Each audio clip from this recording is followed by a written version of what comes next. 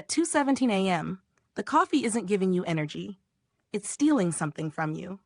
Silence from deep inside your brain that was supposed to make you sleep. Picture the late-night United States in the 1980s.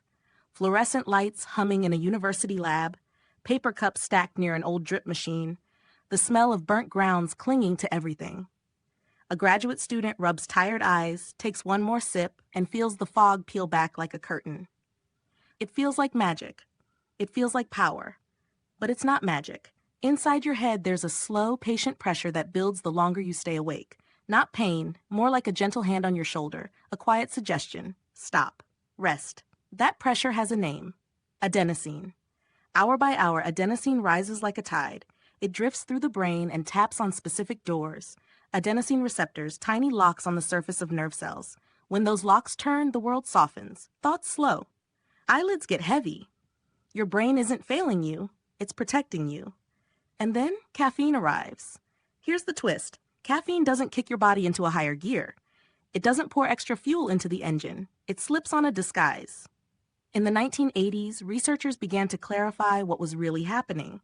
An explanation that changed coffee from a habit into a mechanism. Caffeine's shape is similar enough to adenosine that it can fit into the same receptors. Like a counterfeit key that slides into the lock. But it can't turn it, so the message doesn't go through. Adenosine is still out there, still rising, still insisting you've been awake too long. But the receptors are occupied.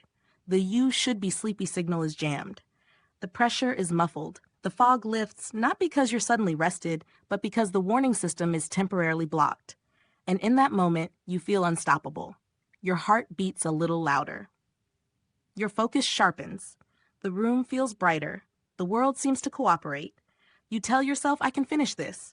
Just one more page, one more edit, one more mile. But the adenosine doesn't vanish. It waits. And eventually, when caffeine loosens its grip, the tide rushes back in, sometimes all at once, like a wave that was held behind a dam. That's the real story of caffeine. Not a gift of energy, but a clever interruption of sleep's most patient messenger. If this made you look at your next cup differently, tap like, share this with a friend who lives on coffee, subscribe for more stories hidden in everyday life, and comment, what's your latest 2:17 a.m. moment?